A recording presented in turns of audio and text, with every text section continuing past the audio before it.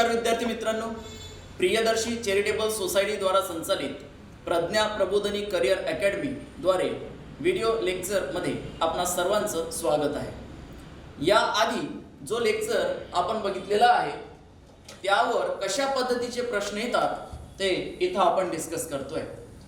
इथं प्रश्न आलेला आहे, लिंडमॅनचं ऊर्जा विनिमय कार्यक्षमतेच्या नियमानुसार ऊर्जा संक्रमणाची कार्यक्षमता। बघा प्रश्न आलेला आहे, लिंडमॅनचं ऊर्जा विनिमय कार्यक्षमतेच्या नियमानुसार ऊर्जा संक्रमणाची कार्यक्षमता काय आहे? कार्यक्षमता ती आपल्याला इथून जे चार पर्यायी वाक्य दिलेले आहेत त्या चार पर्यायी वाक्यामधून शोधायचं आहे। ए मध्ये दिलेलं आहे, एका ऊर्जा विनिमय पातळीकडून पुढच्या पातळीकडे 60% असते। डी मध्ये दिलेलं आहे, एका ऊर्जा विनिमय पातळीकडून पुढच्या पातळीकडे अत्यंत अनियमित असते। सी मध्ये दिलेलं आहे, अमर्यादित असते। आणि डी मध्ये दिलेलं आहे, एका ऊर्जा विनिमय पातळीकडून पुढच्या पातळीकडे 10% असते। तर लिंडमॅनचा जो ऊर्जा विनिमय कार्यक्षमतेचा जो नियम आहे त्यानुसार एका ऊर्जा विनिमय पातळीकडून पुढच्या पातळीकडे 10% ऊर्जेचे वहन घडून येतं, हस्तांतरण घडून येतं, हे आपण अभ्यासलेलं होतं। म्हणून त्याचं उत्तर ऑप्शन डी अशा पद्धतीने प्रश्न विचारण्यात येतात। यानंतर आता पुढचा भाग आपण बघतो आहे बायो जिओकेमिकल सायकल, म्हणजे जैव भू रासायनिक चक्र। अतिशय महत्त्वाचा भाग आहे।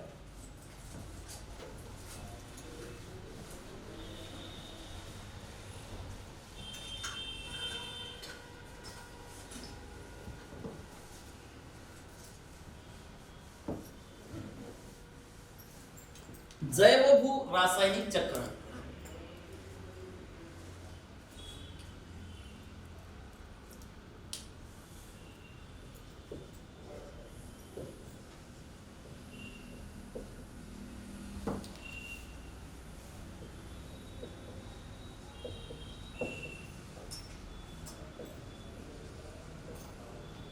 आता जैवभू रासायनिक चक्र बायोजिओकेमिकल सायकल म्हणजेच काय?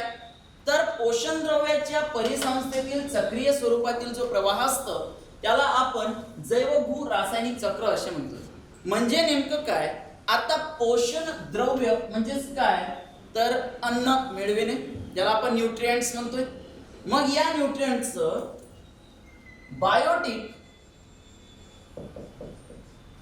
ते अबायोटिक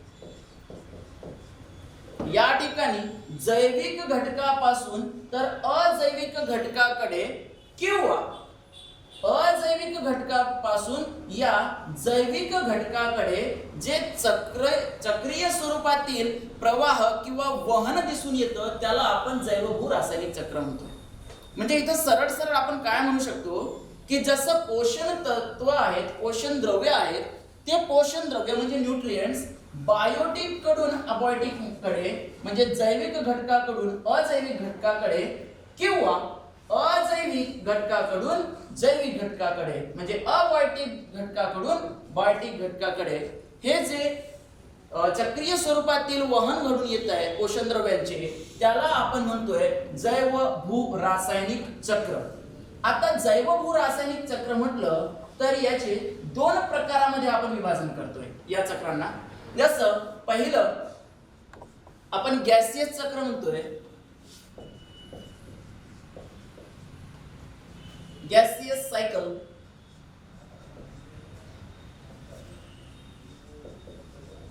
वायू चक्र। आणि दुसरं आपण म्हणतोय सेडिमेंटरी सायकल।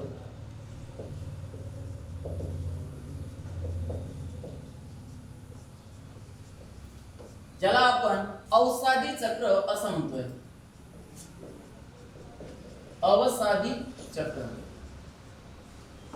आता बघा आपल्याला जे पोषण द्रव्य मिळतात ते पोषण द्रव्य एकतर वायू स्वरूपात मिळतात किंवा खनिज स्वरूपात म्हणजेच जमिनीमध्ये गाडलं गेलेल्या घटकामधून आपल्याला प्राप्त होतात। म्हणजे सरळ सरळ हवेमधून जे आपल्याला पोषण द्रव्य आणि त्यांचं पुढे प्रवाह आणि त्या प्रवाहाचं वहन हवेमधील जे पोषण तत्वे पोषण द्रव्य असतात त्यांचे वहन आणि ते सायक्लिक स्वरूपात आपल्याला प्राप्त होणारं जे सायकल आपण या ठिकाणी बघतोय ते गॅसियस मध्ये म्हणतात. जमिनीमधून प्राप्त होणारे जे खनिज द्रव्य आहेत किंवा ज्यांना आपण पोषण द्रव्य म्हणतोय त्याचा जो चक्र आपल्याला अभ्यासायचा आहे तो चक्र या ठिकाणी सेडिमेंटरी सायकल. मग जैव भू रासायनिक चक्र आपण या ठिकाणी म्हणतोय याचे दोन प्रकार, एक गॅसियस सायकल आणि दुसरा सेडिमेंटरी सायकल. मग गॅसियस सायकल मध्ये आपल्याला कशा कशाचा अभ्यास करायचा आहे, कुठल्या कुठल्या गॅसेसचं, तर इथं नायट्रोजन चक्र, कार्बन चक्र, ऑक्सिजन चक्र,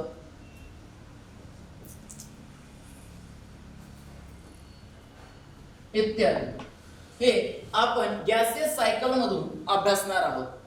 त्यानंतर सेडिमेंटरी सायकल मध्ये आपण अभ्यासणार आहोत इथं फॉस्फरस चक्र,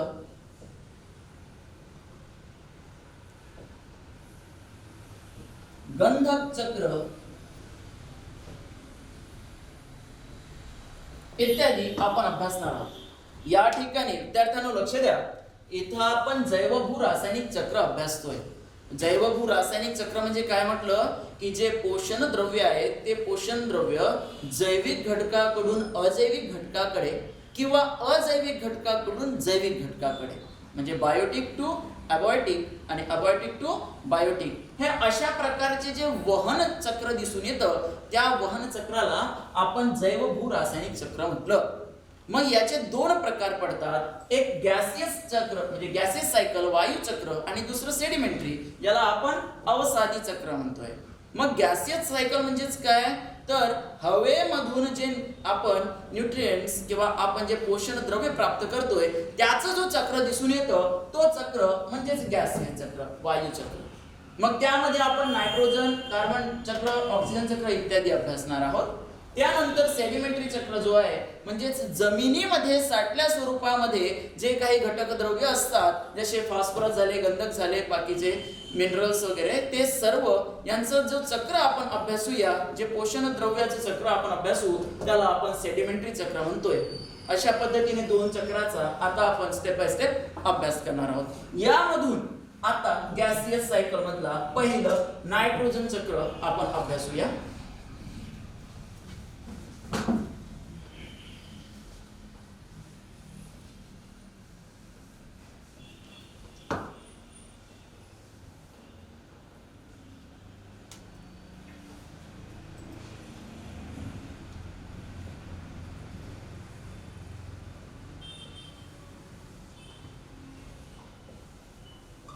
ओके, आता नायट्रोजन चक्र.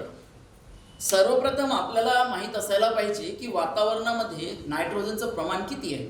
आपण मागच्या लेक्चर पासूनच अभ्यासात आलेलो आहोत की नायट्रोजनचे वातावरणातील प्रमाण हे 78% असते. मग आता 70% नायट्रोजन आहे. मग या नायट्रोजनचं आपल्या जीवनामध्ये काय महत्त्व आहे याची आपल्याला कल्पना आलेली आहे मागच्या लेक्चर्सद्वारे. मग आपण असं म्हणूया की सजीवांच्या निर्मितीकरिता अतिशय महत्त्वाचं जर एखादा घटक असेल तर तो म्हणजेच नायट्रोजन असं आपण या ठिकाणी म्हणतोय. त्याला कारण म्हणजेच काय, या नायट्रोजनद्वारेच पुढे प्रोटीन तयार होणार आहे आणि त्या प्रोटीन पासून सजीवांची निर्मिती होते. कारण पेशा तयार होणार आणि पेशा तयार झाल्यानंतरच मग त्यापासून सजीव तयार होणार आहे. म्हणजेच नायट्रोजन हे सजीवांच्या निर्मितीमध्ये अतिशय महत्त्वाचं आहे. परंतु हा जो नायट्रोजन आहे वातावरणामध्ये जो 78% नायट्रोजन आहे, हा नायट्रोजन मुक्त स्थितीमध्ये असल्यामुळे या नायट्रोजनचा कुठलाही सजीव हा सरळ वापर करू शकत नाही, या नायट्रोजनला ग्रहण करू शकत नाही. मग या नायट्रोजनचे स्थिरीकरण म्हणजे फिक्सेशन जिथपर्यंत घडून येत नाही तिथपर्यंत या नायट्रोजनचा वापर करणे कुठल्याही सजीवास शक्य नसतं. मग या नायट्रोजनचे स्थिरीकरण कोणत्या कोणत्या पद्धतीनं होतं त्याला आपण नायट्रोजन फिक्सेशन म्हणतोय.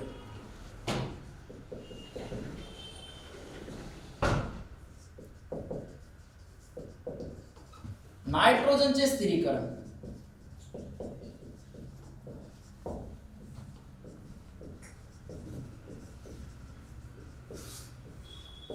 आता नायट्रोजन स्थिरीकरण होणे म्हणजेच काय, तर नायट्रोजन जमिनीमध्ये मिसळणे.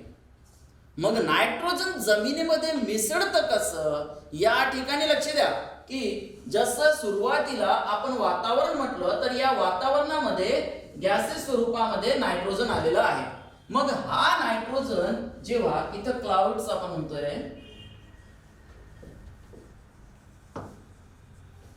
पावसाळ्याचा दिवस आहे आणि या पावसाळ्याच्या दिवसामध्ये जेव्हा लाइटनिंग अँड थंडरिंग म्हणजेच विजा चमकतात आणि ढगांचं गडगडाट आपल्याला ऐकावयास येतं, या सिच्युएशन मध्ये जो वातावरणामध्ये नायट्रोजन असतं, तो वातावरणातील नायट्रोजन पाण्याच्या संपर्कात येऊन, पाऊस पडतं ना, ढग गडगडू लागले की पाऊस पडतं, तर त्या पावसामध्ये या नायट्रोजनचं विलीनीकरण होतो आणि नायट्रिक ऍसिडच्या स्वरूपात जमिनीवर हा नायट्रोजन येतो. हा झालं पहिलं. मग नायट्रिक ऍसिड या ठिकाणी नायट्रिक ऍसिड किंवा आम्ल. विद्यार्थी मित्रांनो, ज्याला आपण ऍसिड रेन म्हणतोय, त्या ऍसिड रेन मध्ये नायट्रिक ऍसिड आणि सल्फ्युरिक ऍसिड हे दोन ऍसिड आपण अभ्यासणार आहोत. परंतु नायट्रिक ऍसिड पासून सजीवांना हानी पोचत नाही आणि सल्फ्युरिक ऍसिड पासून सजीवांना हानी पोचतो. ओके. मग आम्ल वर्षा जो आपण अभ्यासणार आहोत, ऍसिड रेन, त्यामध्ये सल्फ्युरिक ऍसिडचं काय रोल आहे तो आपण पुढच्या घटकामध्ये, पुढच्या लेक्चरमध्ये अभ्यासणारच आहोत. या ठिकाणी नायट्रिक ऍसिडचा आपण विचार करतो आहे. वातावरणामध्ये 98% नायट्रोजन आहे आणि तो नायट्रोजन जेव्हा पावसाच्या पाण्याबरोबर मिश्र होतो, कधी जेव्हा वीज चमकतं आणि ढगांचा गडगडाट होतो आणि पाऊस पडतो, तेव्हा त्या पावसाच्या पाण्यात हा नायट्रोजन मिश्रित स्वरूपात होऊन मग नायट्रिक ऍसिड रूपामध्ये येऊन तो जमिनीवर पसरतो. हा पहिला प्रकार झाला नायट्रोजनचे स्थिरीकरण होण्यामध्ये.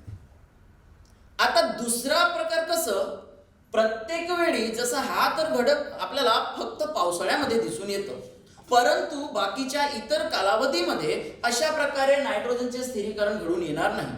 मग इतर कालावधीमध्ये जेव्हा पाऊस पडत नाहीत किंवा ढगांचा गडगडाट आपल्याला ऐकावयास येत नाहीत, अशा वेळेस मग नायट्रोजनचे स्थिरीकरण घडून येत नाहीत काय, तर निश्चितच विद्यार्थी मित्रांनो, अशा इतर कालावधीमध्ये सुद्धा नायट्रोजनचे फिक्सेशन घडून येतं. मग ते कशाच्या माध्यमातून, तर आपल्या जमिनीमध्ये जे नायट्रोजनचे फिक्सेशन घडून आणणारे जे जीवाणू असतात, बॅक्टेरिया असतात, त्यांच्या माध्यमातून या नायट्रोजनचे स्थिरीकरण घडून येतं.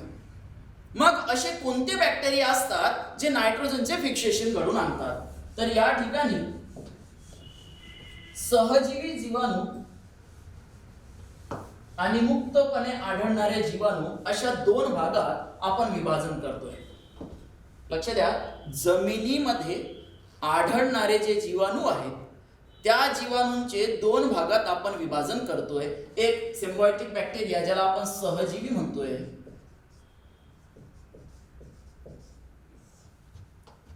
जीवाणू म्हणजे बॅक्टेरिया,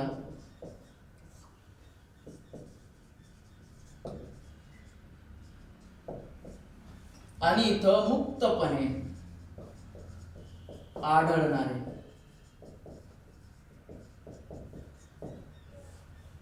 जीवाणू.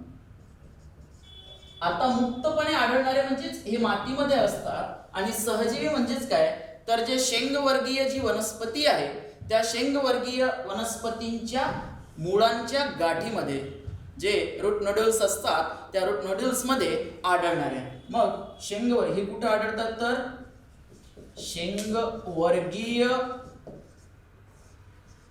वनस्पतीच्या मुळांच्या गाठीत कोणते जीवाणू आढळतात, सहजीवी जीवाणू आढळतात.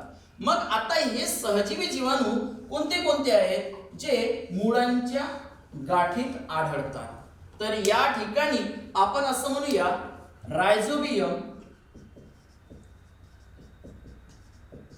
रायझोबियम हा जीवाणू अतिशय महत्वाचा आहे.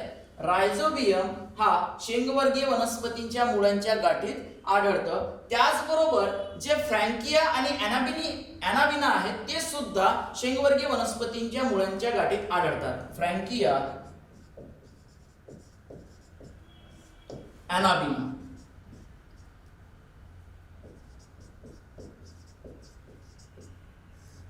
लक्ष द्या विद्यार्थी मित्रांनो, नायट्रोजन फिक्सेशन घडवून आणणारे म्हणजे नायट्रोजनचे स्थिरीकरण घडवून आणणारे जे जीवाणू आहेत त्यावर बऱ्याचदा प्रश्न आलेले आहेत आणि पुढेही येण्याचा चान्स आहे. तर इथं आपल्याला लक्षात असणं महत्वाचं आहे की जे सहजीवी जीवाणू आहेत आणि मुक्त आढळणारे जीवाणू आहेत, या दोन्हीद्वारे म्हणजे जे सहजीवी आणि मुक्तपणे आढळणारे या दोन्ही प्रकारच्या जीवाणूंपासून या नायट्रोजनचे स्थिरीकरण घडून येत आहे, नायट्रोजनचं फिक्सेशन घडून येत आहे. मग सहजीवी जीवाणू म्हणजे जे शेंगवर्गीय वनस्पती आहे त्या शेंगवर्गीय वनस्पतींच्या मुळांच्या गाठीत आढळणारे जे जीवाणू आहेत ते कुठले, तर रायझोबियम, फ्रँकिया आणि ॲनाबिना हे सहजीवी आहेत जे मुळांच्या गाठीमध्ये असतात. त्यानंतर मुक्तपणे आढळणारे जीवाणू कोणते आहेत, तर ॲझोस्पेरिलम,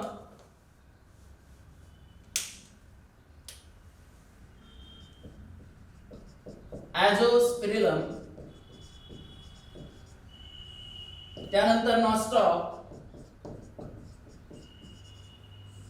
त्यानंतर क्लोस्ट्रिडियम,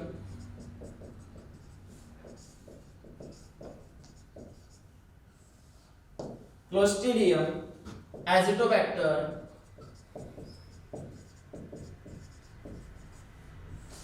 इत्यादी. आता मुक्तपणे म्हणजेच मातीमध्ये आढळणारे जे जीवाणू आहेत ते ॲझोस्पेरिलम, नॉस्टॉक, क्लोस्ट्रिडियम आणि ॲझिटोबॅक्टर. मग इथं गोंधळ असाव्यास नको की जे मुळांच्या गाठीत रूट नॉड्यूल्स मध्ये आढळणारे कुठले, तर रायझोबियम, फ्रँकिया, ॲनाबिना इत्यादी. तर मुक्तपणे आढळणारे म्हणजे मातीमध्ये आढळणारे कुठले, तर ॲझोस्पेरिलम, नॉस्टॉक, क्लोस्ट्रिडियम आणि ॲझिटोबॅक्टर इत्यादी. मग हे सर्व जीवाणू काय करतात, तर वातावरणामध्ये हवेमध्ये जे नायट्रोजन आहे, जे 78% मुक्त स्वरूपातील नायट्रोजन वायू आहे, त्या नायट्रोजनचं रूपांतरण म्हणजे त्या नायट्रोजनचं स्थिरीकरण घडवून आणतात, मातीमध्ये मिसळण्याचं कार्य करतात. मग आता प्रत्यक्षात नायट्रोजनचे जेव्हा स्थिरीकरण होत आहे तेव्हा ते नायट्रोजनचे स्थिरीकरण नायट्राइट, अमोनिया, नायट्राइट आणि नायट्रेट या स्वरूपात होतं. बघा, नायट्रोजनचे स्थिरीकरण म्हणजेच काय, वातावरणातील जे नायट्रोजन आहे ते नायट्रोजनचं रूपांतरण घडवून आणणे. आता आधी सांगितल्याप्रमाणे की जे नायट्रोजन आहे ते नायट्रोजन जशाच त्या स्वरूपामध्ये कुठलाही सजीव नायट्रोजन वायू स्वरूपात असतं, मुक्त स्वरूपात असतं, तर हा जो नायट्रोजन आहे हा कुठलाही सजीव ग्रहण करू शकत नाहीत जशाच त्या स्वरूपात. मग त्याचं रूपांतरण घडून येणं जास्त गरजेचं आहे सजीवांच्या वाढीसाठी, विकासासाठी किंवा सजीवांना ग्रहण करण्याकरिता. मग रूपांतरण घडवून आणण्याचं कार्य म्हणजेच नायट्रोजन फिक्सेशन करण्याचं कार्य हा बॅक्टेरियांचा आहे, सूक्ष्मजीवांचा आहे, जीवाणूंचा आहे. मग हा जो नायट्रोजनचं स्थिरीकरण घडून येत आहे त्यामध्ये मग त्या स्थिरीकरणाचे सुद्धा आपण टप्पे बघतो आहे. मग या टप्प्यामध्ये असं म्हणू की अमोनिफिकेशन म्हणजे अमोनिया तयार करणे, त्यानंतर या ठिकाणी नायट्रिफिकेशन म्हणजेच नायट्राइट आणि नायट्रेट मध्ये रूपांतरण करणे, आणि मग शेवटी डिनायट्रिफिकेशन आपण अभ्यासणार आहोत. मग इथं अमोनिया तयार करणारे, नायट्राइट तयार करणारे आणि नायट्रेट तयार करणारे कुठले कुठले जीव आहेत, कुठले कुठले बॅक्टेरिया आहेत, कुणाची महत्वाची भूमिका आहे हे आपल्याला माहित असणं गरजेचं आहे. तर इथं आता आपण म्हणूया नायट्रोजन फिक्सेशन मधील अमोनिफिकेशन.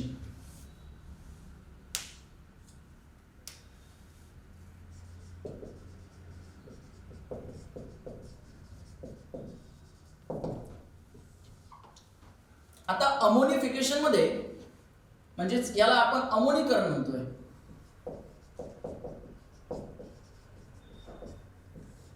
अमोनीकरण म्हणजेच काय तर अमोनिया तयार होणे. बघा आता अमोनिया तयार होणे, अमोनिया सहजासहजी तर तयार होणार नाही. तर या ठिकाणी आपण काय बघतोय, नायट्रोजनचे फिक्सेशन बघतोय, स्थिरीकरण बघतोय. त्या नायट्रोजनचे स्थिरीकरण म्हणजेच वापरायोग्य नायट्रोजनच्या कंपाऊंड मध्ये रूपांतरण घडवून आणणे. कशा पद्धतीने रूपांतरण घडून येत आहे ते आपण टप्प्याने पुढे बघतोय. तर यामधला पहिला टप्पा ज्याला आपण अमोनिफिकेशन म्हणतोय, अमोनीकरण म्हणतोय. तर आता जे अमोनीकरण आहे यामध्ये अमोनियाची निर्मिती होते. मग जे नायट्रोजन असतं वातावरणामध्ये, जे नायट्रोजन आहे या नायट्रोजन पासून अमोनिया तयार होतं. आता वातावरणामध्ये जे अमोनिया तयार होत आहे, या अमोनिया तयार होत असताना कुठल्या जीवांची की जीवाणूंची मदत मिळते या ठिकाणी. म्हणजेच कुठले जीवाणू हे वातावरणातील नायट्रोजनचं रूपांतरण अमोनियामध्ये करणार आहे. तर या जीवाणूंचं नाव आहे क्लोस्ट्रिडियम,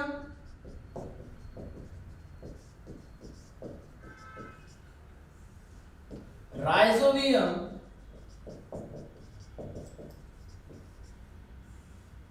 ॲझिटोबॅक्टर.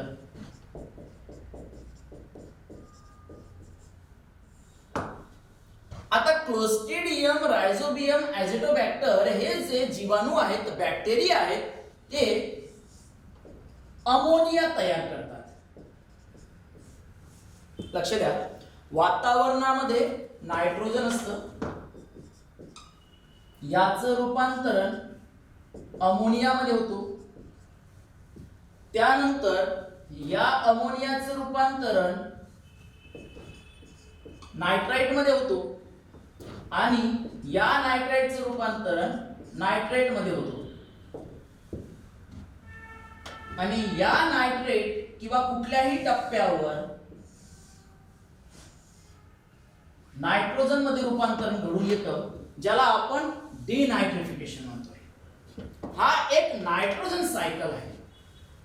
इथं आपण काय म्हणतोय, नायट्रोजनचं रूपांतरण अमोनियामध्ये, अमोनियाचं रूपांतरण नायट्राइट मध्ये, नायट्राइटचं रूपांतरण नायट्रेट मध्ये होतं आणि शेवटी डिनायट्रिफिकेशन होऊन, म्हणजेच इथं मग तो अमोनिया असो की नायट्राइट असो की नायट्रेट असो, या सर्वांपासून शेवटी मग वातावरणामध्ये नायट्रोजन वायू मुक्त होतो. हे जे सायकल आहे ज्याला आपण चक्र म्हणतोय मराठीमध्ये, हा जो चक्र आहे हा नायट्रोजन चक्र या नावाने ओळखलं जातं.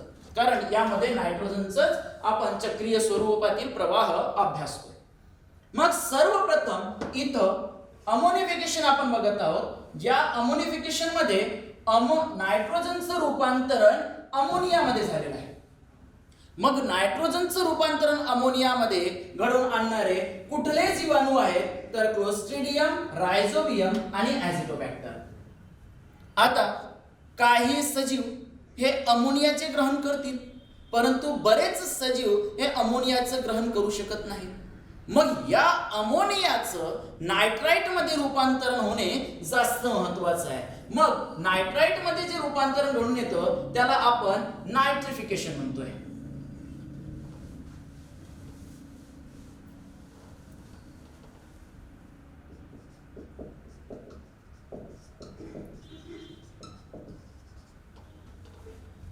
मग नायट्रिफिकेशन अंतर्गत म्हणजेच नायट्रीकरण,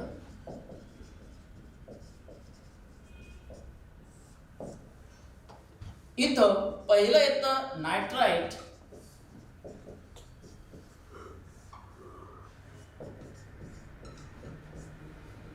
आता हे जे नायट्राइट आहे, लक्ष द्या, नायट्रिफिकेशन मध्ये नायट्राइट आणि नायट्रेट मध्ये रूपांतरण होणार आहे अमोनियाचं.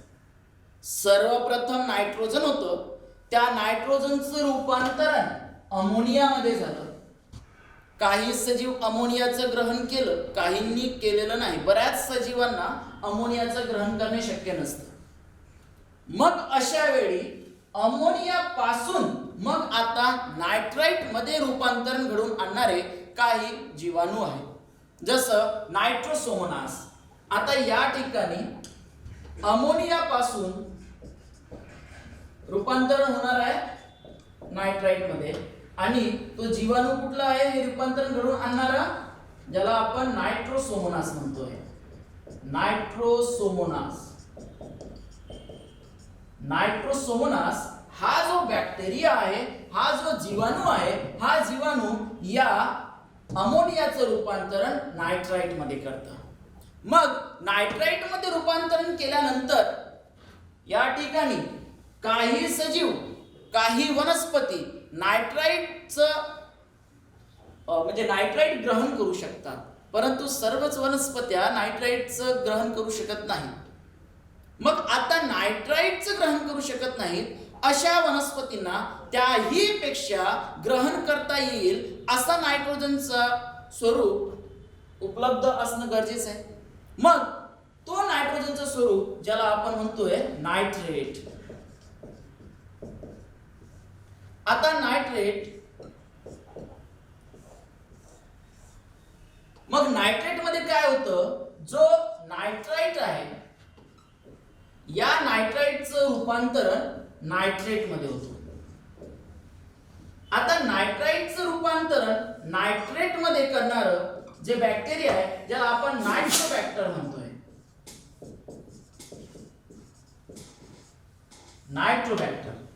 आता नायट्रोबॅक्टरने काय केलं, या नायट्राइटचं रूपांतरण नायट्रेट मध्ये केलं आणि आता तयार झालेला जो नायट्रेट आहे तो नायट्रेट सर्व सजीवांद्वारे सहजरित्या ग्रहण केलं जातं.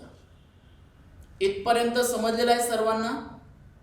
लक्ष द्या, समजलेलं आहे इथपर्यंत?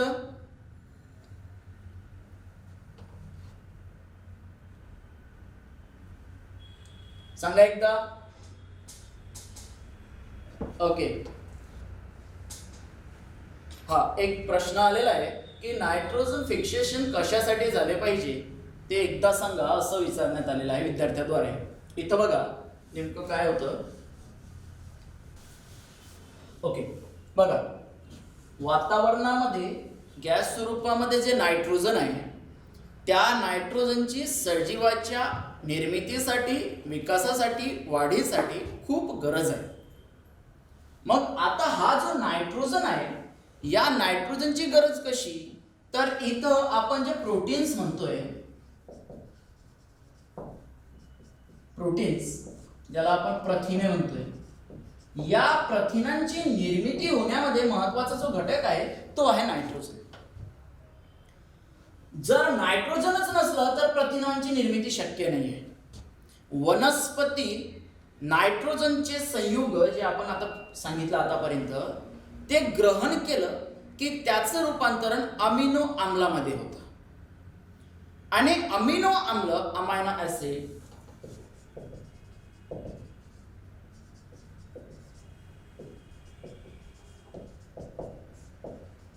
अमिनो आम्ल, या अमिनो आम्लाची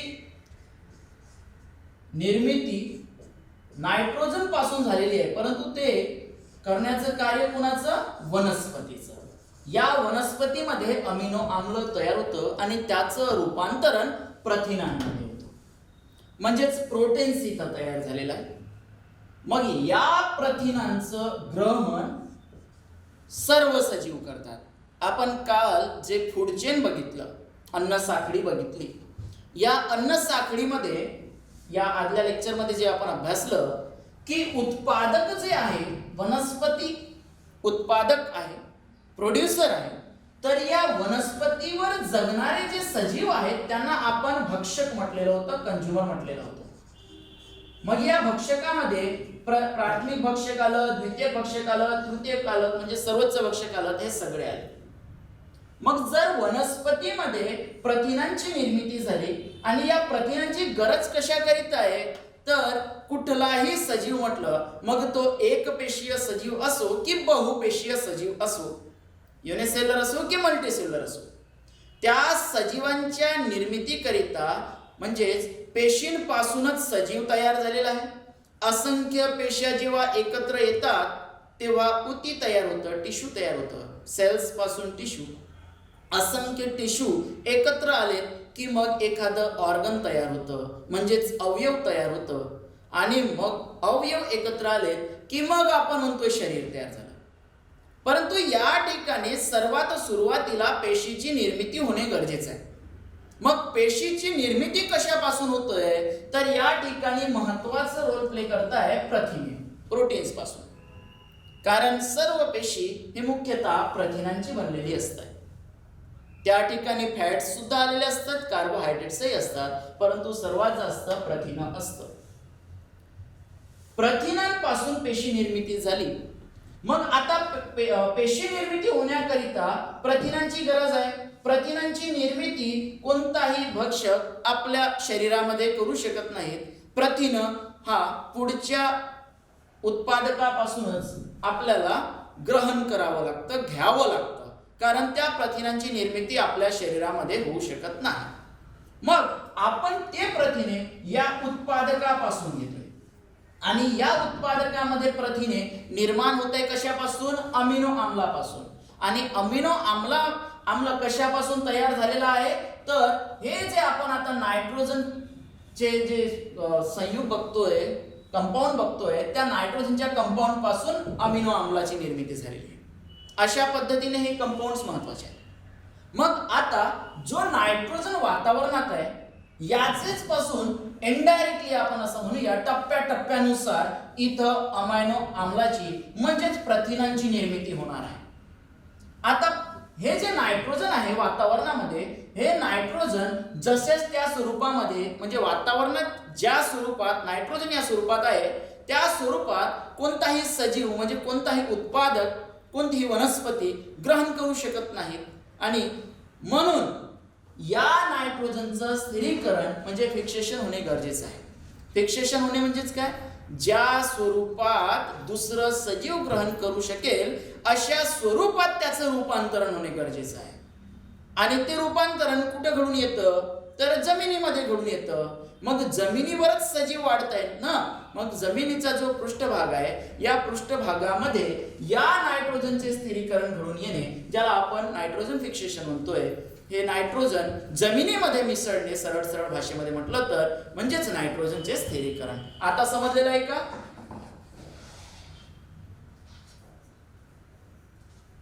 सांगा, समजलंय का? रिप्लाय द्या. ओके. हा,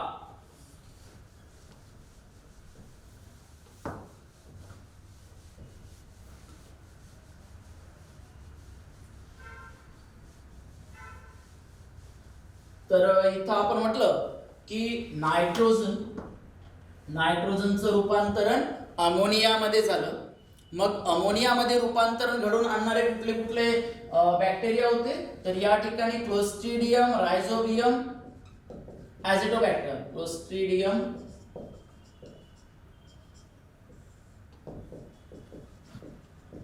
रायझोबियम,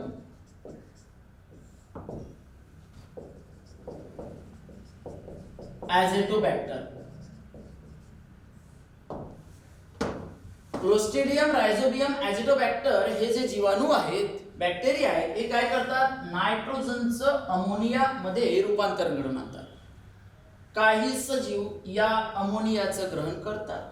त्यानंतर या अमोनियापासून आता नायट्राइट संयुगामध्ये रूपांतरण घडून येतं. मग नायट्राइट संयुग तयार करण्यामध्ये नायट्रोसोमोनास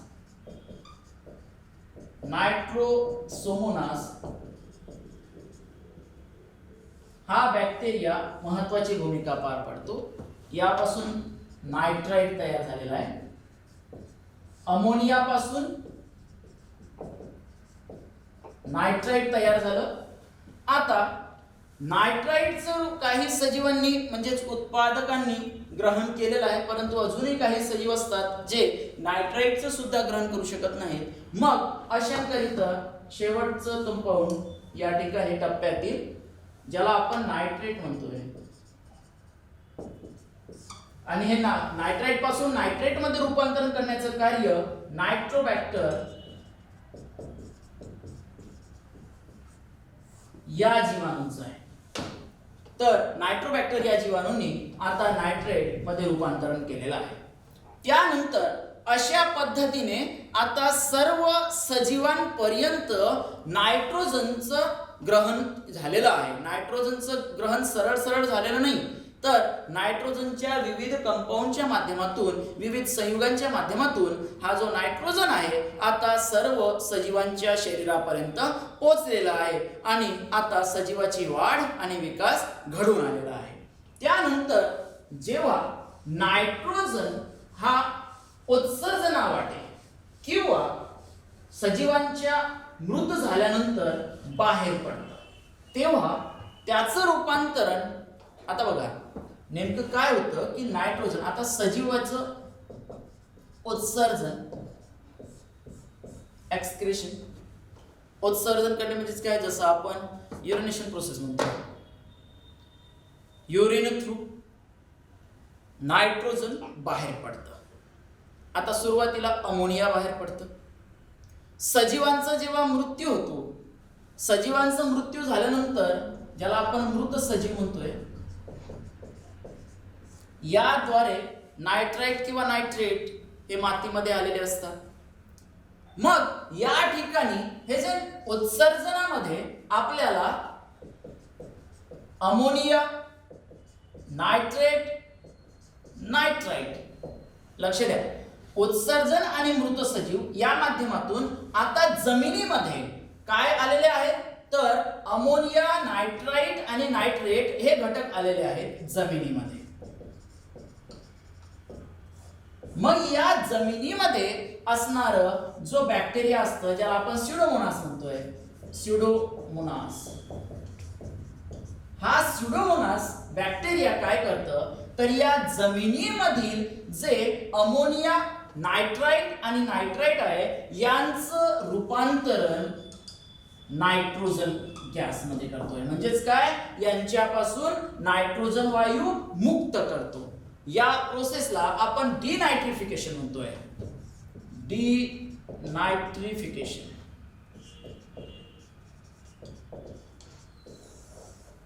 आता डिनायट्रिफिकेशन, ज्याला आपण विनायट्रीकरण म्हणतोय, विनायट्रीकरण मराठीमध्ये.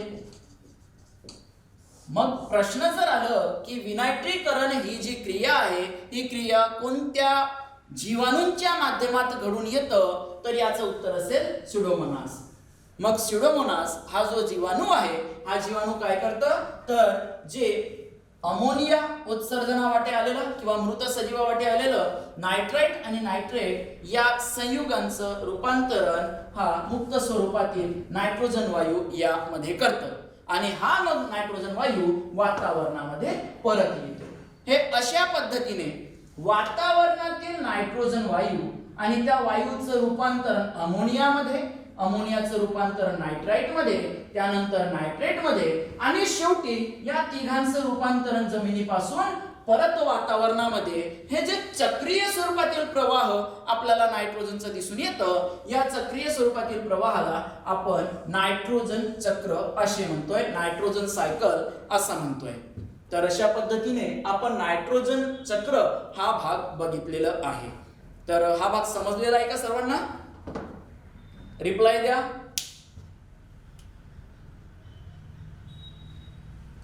समजलेला आहे? ओके. हा, तर त्यानंतर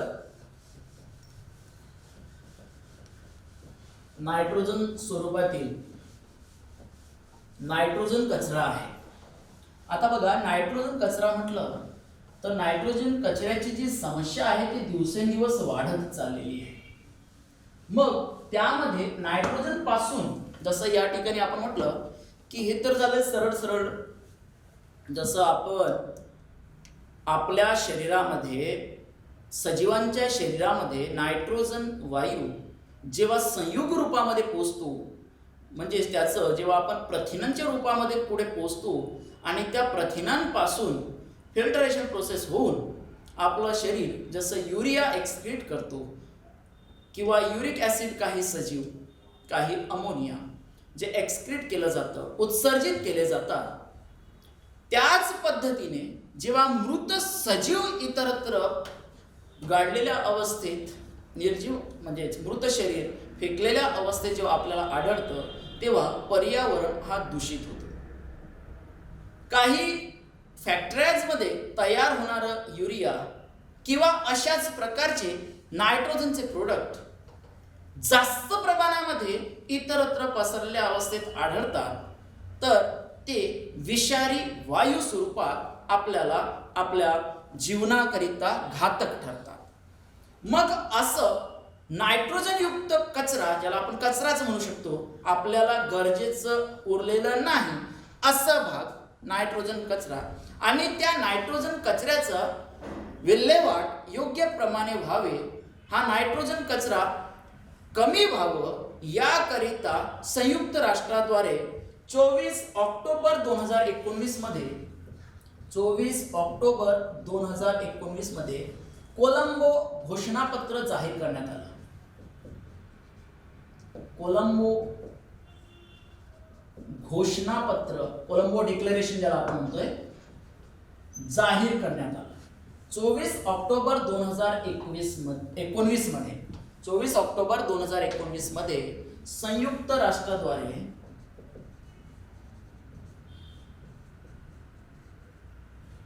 आता संयुक्त राष्ट्राची जी पर्यावरण विषयक कार्यप्रणाली आहे त्याद्वारे कोलंबो घोषणापत्र, कोलंबो डिक्लेरेशन हे प्रस्तावित करण्यात आलं, प्रक्षेपित करण्यात आलं. आणि या घोषणापत्राचा उद्देश असं होतं की जे नायट्रोजन कचरा आहे, नायट्रोजन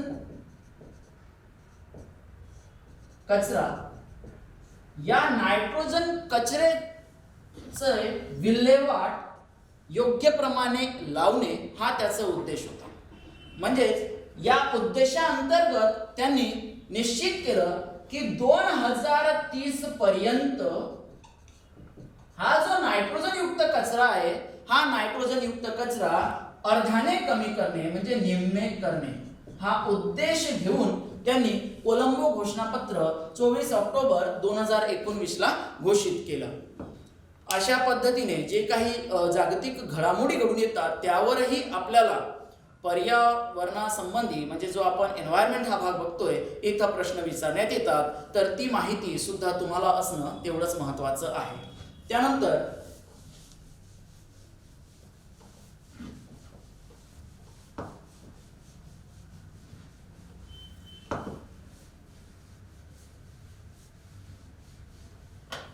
ओके, तर आपण बघतोय गॅसियस सायकल, जसं जैवभू रासायनिक चक्र म्हणतोय, यामध्ये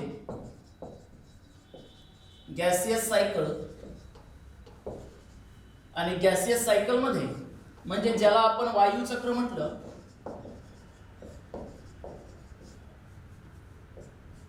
या वायू चक्रामध्ये नायट्रोजन चक्र आलं जो आपण बघितलेला आहे. त्यानंतर कार्बन चक्र, त्यानंतर ऑक्सिजन चक्र इत्यादी आपण अभ्यासणार आहोत. यामधून नायट्रोजन चक्र हा पूर्ण झालेला आहे, सर्वांना समजलेलं सुद्धा आहे असं तुमच्या रिप्लायवरून आम्हाला कळतं. त्यानंतर आपण बघणार आहोत कार्बन चक्र, त्यानंतर पुढे ऑक्सिजन चक्र आणि त्यानंतर मग आपण सेडिमेंटरी सायकल अभ्यासणार आहोत. तर आज आपण या ठिकाणी थांबतोय. धन्यवाद.